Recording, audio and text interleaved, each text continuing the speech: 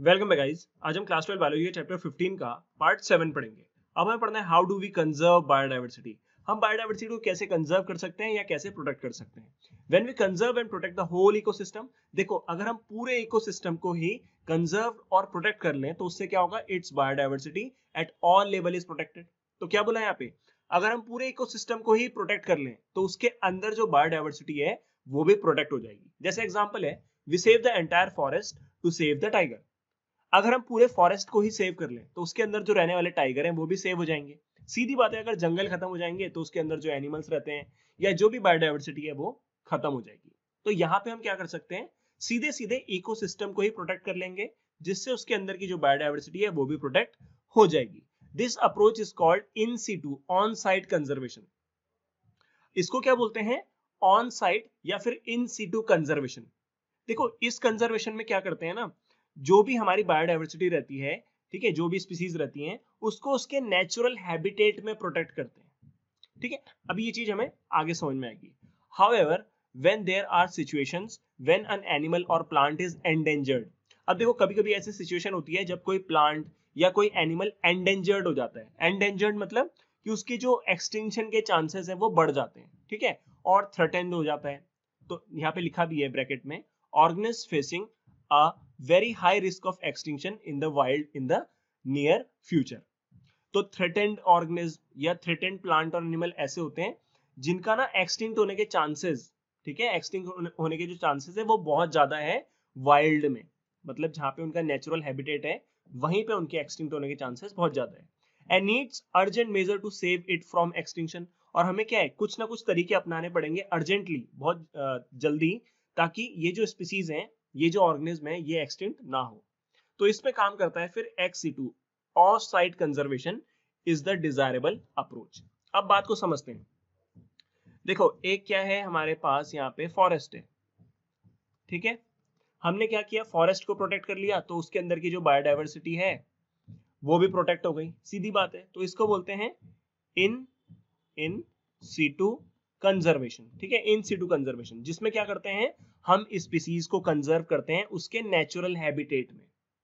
और एक होता है एक्स सीटू कंजर्वेशन, ठीक है। एक्स सीटू कंजर्वेशन में क्या करते हैं, मान लो इस जंगल में कोई स्पीसीज है, ठीक है, कोई स्पीसीज रह रही है, बट लेकिन ये जो स्पीसीज है इसके एक्सटिंक्ट होने के चांसेस बहुत ज्यादा बढ़ चुके हैं।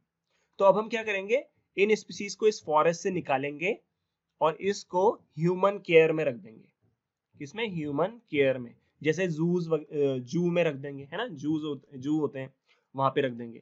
तो इसको बोलते हैं क्या, एक्स सीटू कंजर्वेशन, जिसमें हम क्या करते हैं, जो स्पीसीज होते हैं उसको नेचुरल हैबिटेट से निकाल करके ह्यूमन केयर में रखते हैं, ठीक है। अब हमें पढ़ना है इन सीटू कंजर्वेशन के बारे में। फेस्ड विद कंफ्लिक्ट, कंफ्लिक्ट मतलब होता है टकराव, बिटवीन डेवलपमेंट एंड कंजर्वेशन। अब देखो टकराव तो बना रहता है डेवलपमेंट और कंजर्वेशन में। जहां पे डेवलपमेंट ज्यादा होगा वहां पे जो बायोडाइवर्सिटी का कंजर्वेशन है वो कम हो जाएगा।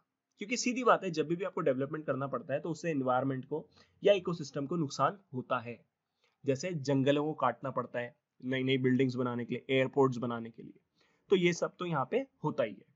तो many nations find it unrealistic and economically not feasible to conserve all their biological wealth। अब देखो बहुत सारे जो ऐसे nations हैं उन्होंने ये माना है कि हम अपनी biological wealth को पूरी तरीके से नहीं बचा सकते। मतलब जो भी हमारी biological wealth है उसको नुकसान होगा ही होगा।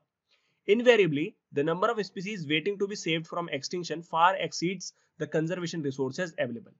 अब देखो बहुत सारी ऐसी स्पीसीज हैं जिनका एक्सटिंक्शन होने का खतरा है, बट लेकिन अभी भी हम उनको नहीं बचा सकते क्योंकि हमारे पास जो कंजर्वेशन रिसोर्सेज हैं, मतलब जो तरीके हैं जिनसे हम इन स्पीसीज को बचा सकते हैं, वो बहुत ही कम है, लिमिटेड है, ठीक है। तो हमारे पास रिसोर्सेज कम है और जिन स्पीसीज को बचाना है वो बहुत ज्यादा है। तो इस वजह से क्या होगा, स्पीसीज का एक्सटिंक्शन तो होगा ही। On a global basis this problem has been addressed by eminent, eminent का मतलब होता है रेप्यूटेड कंजर्वेशनलिस्ट, ठीक है। तो बहुत सारे जो कंजर्वेशनलिस्ट हैं उन्होंने इस चीज को क्या माना है, एक बहुत बड़ी प्रॉब्लम माना है। किसको, कि हमारी जो बायोलॉजिकल वेल्थ है, जो हमारी डाइवर्सिटी है, उसको बहुत ज्यादा नुकसान हो रहा है, ये प्रॉब्लम है। They identified for maximum protection certain biodiversity hotspot regions with very high level of species richness. अब देखो यहाँ पे हमने एक चीज समझी कि हमारे पास जो रिसोर्सेज हैं, ठीक है, कौन से रिसोर्सेज, बायोडाइवर्सिटी को कंजर्व करने के जो रिसोर्सेज है वो बहुत कम है, और जो स्पीसीज हैं एक्सटिंक्शन की कगार पे वो बहुत ज्यादा हैं। ठीक है, तो हम बहुत सारी स्पीसीज को तो नहीं बचा सकते, वो एक्सटिंक्ट हो ही जाएंगी। बट लेकिन हम क्या कर सकते हैं, मैक्सिमम प्रोटेक्शन, ठीक है, बायोडाइवर्सिटी का मैक्सिमम प्रोटेक्शन कैसे कर सकते हैं, आइडेंटिफाई करके बायोडाइवर्सिटी हॉटस्पॉट्स को। ठीक है, हमें क्या करना है, अपने कंट्री में बायोडाइवर्सिटी हॉटस्पॉट्स को आइडेंटिफाई करना है और फिर उनका प्रोटेक्शन करना है। क्योंकि ये जो बायोडाइवर्सिटी हॉटस्पॉट्स एरियाज होते हैं, इनमें क्या होता है, बहुत ज्यादा high level of species richness होता है। ठीक है, बात को समझते हैं। देखो, जैसे कि कंट्री है, इस कंट्री में क्या होगा, बायोडाइवर्सिटी है, ठीक है, यहाँ यहाँ यहाँ हर जगह बायोडाइवर्सिटी है, बट कुछ एरियाज ऐसे होंगे जहाँ पे बायोडाइवर्सिटी बहुत ज्यादा होगी। ठीक है ना, कुछ एरियाज ऐसे हैं जहाँ पे स्पीसीज रिचनेस बहुत ज्यादा है, यहाँ पे डिफरेंट टाइप की स्पीसीज मिलती है। तो बजाय कि हम इन थोड़ी थोड़ी स्पीसीज को बचाने के, हम क्या कर सकते हैं, सिर्फ उन एरिया पे ध्यान दें जहां पे स्पीसीज रिचनेस बहुत ज्यादा है, मतलब ऐसे एरिया जिन्हें बोलते हैं बायोडाइवर्सिटी हॉटस्पॉट्स। तो अगर हम इस बायोडाइवर्सिटी हॉटस्पॉट्स को बचा लेंगे तो इससे क्या फायदा होगा, हम बहुत सारी स्पीसीज को बचा लेंगे। ठीक है, बजाय कि हम क्या करें, सारे एरिया को बचाने की कोशिश करें। सारे एरिया को हम बचा नहीं सकते, वो हमने ऊपर देख लिया था, क्योंकि हमारे पास रिसोर्सेज कम है। तो सीधी बात, हम उन्हीं एरियाज पे अपना कंसर्न रखें या कंसंट्रेशन करें उन्हीं एरियाज पे जहाँ पे कि बहुत ज्यादा स्पीसीज रिचनेस है, जिसे बोलते हैं biodiversity hotspots. And high degree of endemism, that is species confined to that region and not found anywhere else. तो जो बायोडाइवर्सिटी हॉटस्पॉट्स होते हैं ना, वहां पे high degree of endemism show होता है।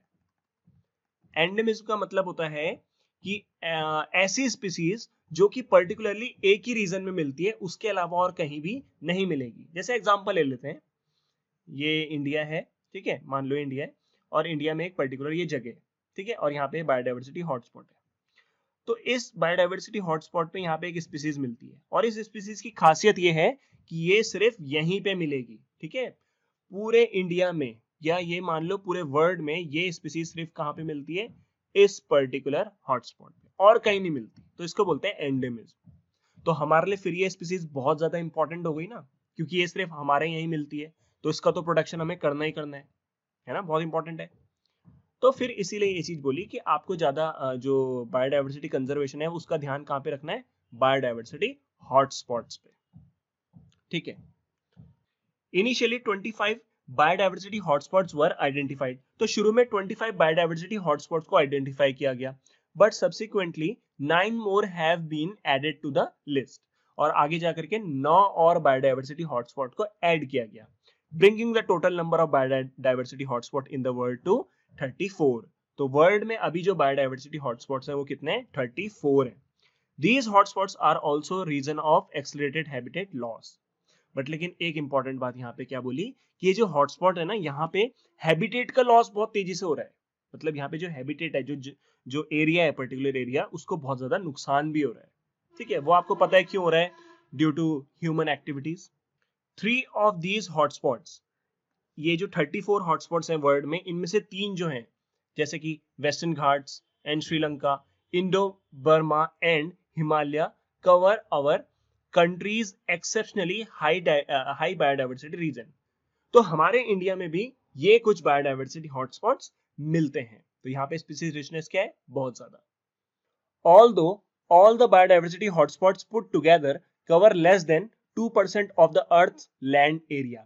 अब देखो यहाँ पे बहुत इंटरेस्टिंग बात है कि जो 34 हॉटस्पॉट्स है ना पूरे वर्ल्ड में, वो कितना एरिया कवर करते हैं पूरे अर्थ का, लेस देन 2%, 2% से भी कम एरिया कवर करते हैं ये अर्थ का। ठीक है, तो बहुत कम एरिया में बायोडाइवर्सिटी हॉटस्पॉट्स हैं। The number of species they collectively harbour is extremely high. अब देखो, पर्टिकुलरली ये जो बायोडाइवर्सिटी हॉटस्पॉट्स हैं, ये लेस देन 2% एरिया कवर करते हैं, बट लेकिन यहाँ पे जो नंबर ऑफ स्पीसीज हैं वो एक्सट्रीमली हाई है। मतलब इन पर्टिकुलर ये सिर्फ 2% एरिया में बहुत सारी स्पीसीज आपको मिलती हैं। And strict protection of these hotspot could reduce the ongoing mass extinction by almost 30%। तो अगर हम इन हॉटस्पॉट्स का स्ट्रिक्ट प्रोटेक्शन करें, मतलब बहुत अच्छे से इनका प्रोटेक्शन करें, तो इससे हमें क्या फायदा होगा कि जो अभी ये 6th मास एक्सटिंक्शन चल रहा है ना, जो अभी हमने पढ़ा था, उस मास एक्सटिंक्शन की जो रेट है उसको हम 30% से कम कर सकते हैं, ठीक है ना। 30% हम कम कर सकते हैं इस सिक्स्थ मास एक्सटिंक्शन की स्पीड को। In India ecologically unique and biodiversity rich regions are legally protected as biosphere reserves. अब देखो इंडिया में क्या होता है, जो इकोलॉजिकली यूनिक और बायोडाइवर्सिटी रिच रीजन्स होते हैं ना, उनको लीगली प्रोटेक्ट किया जाता है एज अ बायोडाइवर्सिटी, वो बायोस्फीयर रिजर्व बना के, नेशनल पार्क्स बना के एंड सेंचुरीज बना के, ठीक है। तो India now has 14 biosphere reserves. तो इंडिया में 14 बायोस्फीयर रिजर्व्स हैं, इंपॉर्टेंट हैं, और 90 नेशनल पार्क्स हैं, 448 वाइल्ड लाइफ सेंचुरीज हैं। India has also a history of religious and cultural tradition that emphasize protection of nature. अब आपको पता है इंडिया में क्या है, बहुत ज्यादा रिलीजियस और कल्चरल ट्रेडिशन है जो कि एम्फेसाइज करता है लोगों को ताकि वो नेचर को प्रोटेक्ट करें, ठीक है। इसका मैं आपको एग्जांपल यहाँ पे बताता हूँ। जैसे कि इंडिया में क्या होता है, जो तुलसी होती है उसको कभी काटा नहीं जाता, उसकी पूजा करी जाती है ना, उसको काटते नहीं है कभी, पूजा करते हैं, तो उससे क्या है, उसका प्रोटेक्शन हो रहा है। ऐसे ही क्या होता है, जो पीपल के पेड़ होते हैं और बेनियन ट्रीज होते हैं, इनमें भी क्या करी जाती है, पूजा करी जाती है। तो इससे क्या होगा, ये ट्रीज जो हैं ये प्रोटेक्ट रहते हैं। Clear. In many cultures tracts of forest were set aside and all the trees and wildlife within were venerated and give total protection. Venerated का मतलब क्या होता है कि ग्रेट रिस्पेक्ट। तो आपने देखा होगा कई सारे कल्चर्स में क्या होता है ना कि जंगलों में बहुत सारे ट्रीज होते हैं या वाइल्ड लाइफ होती है ना, जिनको बहुत ज्यादा क्या दी जाती है, इंपॉर्टेंस दी जाती है और उनको प्रोटेक्ट किया जाता है। तो इससे फायदा क्या होता है कि वाइल्ड लाइफ को प्रोटेक्शन मिलती है। सच सेक्रेड ग्रूव्स, अब सेक्रेड ग्रूव्स क्या होते हैं, इस पे क्वेश्चन आता है, ठीक है। सेक्रेड का मतलब होता है धार्मिक और ग्रूव्स का मतलब होता है ग्रुप ऑफ ट्रीज। तो सेक्रेड ग्रूव्स क्या रहते हैं, ऐसे ट्रीज रहते हैं ना जिनको इसलिए नहीं काटा जाता और इसलिए प्रोटेक्ट किया जाता है क्योंकि इसके कुछ रिलीजियस इंपॉर्टेंस है। जैसे उस पेड़ की कुछ लोग पूजा करते हैं इसलिए वो प्रोटेक्टेड है, तो इन्हें बोलते हैं सेक्रेड ग्रुप्स, ठीक है। आर फाउंड इन खासी एंड जेंटिया हिल्स इन मेघालय। तो खासी एंड जेंटिया हिल्स जो है मेघालय में, वहां पे क्या मिलते हैं, सेक्रेड ग्रुप्स मिलते हैं, मतलब ऐसे पेड़ मिलते हैं जिनका प्रोटेक्शन किया जाता है क्योंकि उसकी पूजा करते हैं लोग, ठीक है। अरावली हिल्स ऑफ राजस्थान, यहाँ पे भी मिलते हैं sacred groves. Western Ghat regions of Karnataka and Maharashtra and the Sarguja, क्या लिखा है, सरगुजा, हाँ ठीक है, यहाँ पे भी क्या मिलते हैं, सेक्रेड ग्रुप्स मिलते हैं। Chanda and Bastar area of Madhya Pradesh. तो ये जो पर्टिकुलर नाम बोले ना, तो यहाँ पे हमें क्या मिलते हैं, sacred groups. In Meghalaya, the sacred groups are the last refugees for a large number of rare and threatened plants. तो देखो लार्ज नंबर ऑफ रेयर और कुछ थ्रेटेंड प्लांट्स हैं जिनका एक्सटिंक्शन बहुत नजदीक है, तो इन प्लांट्स का प्रोटेक्शन हो पाता है कहाँ, मेघालय में, ड्यू टू सेक्रेड ग्रूव्स। मतलब मेघालय में ये जो प्लांट्स है ना, इसको इसकी कुछ रिलीजियस इंपॉर्टेंस होगी, ठीक है, इसकी लोग पूजा करते होंगे, तो इस वजह से ही ये जो प्लांट्स हैं ये अभी तक बचे हुए हैं। अब हमारा इस चैप्टर का लास्ट टॉपिक आता है जिसका नाम है एक्स सीटू कंजर्वेशन, ठीक है। अच्छा, इससे पहले यार एक रिक्वेस्ट है आप सबसे, प्लीज अगर आपको वीडियो पसंद आता है ना तो प्लीज लाइक कर दिया करो, प्लीज प्लीज, ठीक है। उसके अलावा अगर बहुत ही अच्छा लगता है तो प्लीज शेयर भी कर दिया करो और सब्सक्राइब भी कर दिया करो, इससे बहुत सपोर्ट मिलता है मुझे। बाकी मुझे पता है आप लोग करते हैं, है ना, लाइक भी करते हो, शेयर भी करते हो, कमेंट भी करते हो और सब्सक्राइब भी करते हो, तो उस सब के लिए थैंक यू सो मच, ठीक है। चलो अब आगे बढ़ते हैं। Ex situ conservation. In this approach, the threatened animal and plants are taken out from their natural habitat and placed in a special setting where they can be protected and give special care. तो जैसे मैंने बोला ex situ conservation में क्या करते हैं, जो threatened animal और plant होते हैं उनको उनके natural habitat से निकालते हैं और उनको एक protected environment में under the human care रखा जाता है। जैसे मैंने बताया था एक फॉरेस्ट है, उस फॉरेस्ट में अगर कोई स्पीसीज है, ठीक है, वो एक्सटिंक्शन की कगार पे है, तो उस स्पीसीज को उसके नेचुरल हैबिटेट से निकाल करके एक प्रोटेक्टेड एनवायरनमेंट में रखा जाता है अंडर द ह्यूमन केयर, तो इसको बोलते हैं ex situ conservation. Zoological parks, botanical gardens and wildlife safari parks serve this purpose. तो एक्स सिटू कंजर्वेशन के एग्जांपल ये हो गए जूलॉजिकल पार्क, बोटेनिकल गार्डन्स और wildlife safari parks. There are many animals that have become extinct in the wild. तो बहुत सारे ऐसे एनिमल है ना जो कि क्या हो चुके हैं, एक्सटिंक्ट हो चुके हैं वाइल्ड में, but continue to be maintain in zoological parks. तो क्या बोला यहाँ पे, बहुत सारी एनिमल की स्पीसीज ऐसी हैं जो कि वाइल्ड में, मतलब जंगलों में तो एक्सटिंक्ट हो चुकी है, बट लेकिन अभी भी प्रोटेक्टेड हैं ये स्पीसीज। कहाँ? जूलॉजिकल पार्क्स में। क्यों वहां पे प्रोटेक्टेड है? क्योंकि वहां पे वो अंडर द ह्यूमन केयर है, तो ह्यूमन उनका प्रोटेक्शन कर रहे हैं, जिस वजह से ये एक्सटिंक्ट यहाँ पे नहीं हुई है। In recent years ex-situ conservation has advanced beyond keeping threatened species in enclosure. अब रिसेंट ईयर्स में क्या हुआ ना, ex-situ कंजर्वेशन में एडवांसमेंट आई है। ex-situ कंजर्वेशन में पहले सिर्फ क्या था कि भाई जो थ्रेटेंड स्पीसीज है उसको एनक्लोजर में रख दो, प्रोटेक्टेड एनवायरनमेंट में रख दो, ये था पहले। बट लेकिन अब ex-situ कंजर्वेशन में बहुत ज्यादा एडवांसमेंट आ चुकी है। जैसे now gametes of threatened species can be preserved in viable and fertile condition for long period using cryopreservation techniques. अब जो ex-situ कंजर्वेशन की एडवांसमेंट है, ठीक है, क्वेश्चन आता है कि ex-situ कंजर्वेशन में अब क्या एडवांसमेंट हो चुकी है, तो उसमें आप क्या लिखोगे कि अब के टाइम पे क्या हुआ ना, जो थ्रेटेंड स्पीसीज हैं उनके गैमेट्स को गैमेट्स को क्या कर दिया गया है, प्रिजर्व कर दिया गया है यूजिंग क्रायो प्रिजर्वेशन टेक्निक। समझते हैं, जैसे कि एनिमल है, ठीक है, थ्रेटेंड एनिमल है, मतलब इसका एक्सटिंक्शन नजदीक है, तो यहाँ पे क्या करेंगे, इस एनिमल के गैमेट्स को निकाल लिया, ठीक है, गैमेट्स को निकाल लिया। अब इस गैमेट्स को क्या कर दिया हमने, लॉन्ग पीरियड के लिए, ठीक है, लंबे टाइम के लिए हमने इसको एक विएबल कंडीशन में रख दिया, ठीक है, मतलब एक्टिव कंडीशन में इसको रख दिया, प्रोटेक्ट कर दिया इसको। अब कैसे इसको प्रोटेक्ट करते हैं, by help of technique called cryopreservation. Cryopreservation में क्या करते हैं, जो गैमेट्स होते हैं ना उनको -196 डिग्री सेल्सियस पे रखा जाता है, किसमें, लिक्विड नाइट्रोजन में। ठीक है, बात समझ में आई। ex-situ कंजर्वेशन में एडवांटेज क्या हुई है, एडवांसमेंट क्या हुई है, जो एनिमल्स होते हैं उनके गैमेट्स को निकाला जाता है और उन गैमेट्स को क्या किया जाता है, लंबे टाइम तक एक फर्टाइल कंडीशन या फिर विएबल कंडीशन में रखा जाता है। और कैसे रखा जाता है, एक टेक्निक से जिसको बोलते हैं क्रायो प्रिजर्वेशन। इसमें क्या करते हैं, जो गैमेट्स होते हैं उसको लिक्विड नाइट्रोजन के अंदर रख देते हैं, और लिक्विड नाइट्रोजन में जो टेम्परेचर होता है वो -196 डिग्री सेल्सियस होता है। तो इस टेम्परेचर पे क्या होता है, जो गैमेट्स होते हैं ना वो एक्टिव रहते हैं, ठीक है। Eggs can be fertilised in vitro. अब देखो, जो एग्स होते हैं उसको फर्टिलाइज कर सकते हैं फिर किसमें, इन विट्रो में। इन विट्रो का मतलब होता है कि बॉडी से बाहर फर्टिलाइजेशन कराना। जैसे ये क्रायो प्रिजर्वेशन में जो भी हमने गैमेट लिया उसको हम यहाँ से निकालेंगे, निकालने के बाद इसको जैसे एग के साथ फर्टिलाइज करा देंगे, इन विट्रो मतलब बॉडी से बाहर फर्टिलाइजेशन करा के एक नए एनिमल को प्रोड्यूस कर सकते हैं, ठीक है। इस तरीके से and plants can be propagated using tissue culture method. Plant में भी हम क्या कर सकते हैं, क्रायो प्रिजर्वेशन करा सकते हैं। जैसे कि हम क्या कर सकते हैं, प्लांट के कुछ पर्टिकुलर पार्ट्स ले सकते हैं, जैसे seed, pollen, shoot tip, birds, इन सबको भी हम क्या कर सकते हैं, क्रायो प्रिजर्वेशन कर सकते हैं। और आगे जाकर के टिश्यू कल्चर मेथड की मदद से हम एक नया प्लांट बना सकते हैं।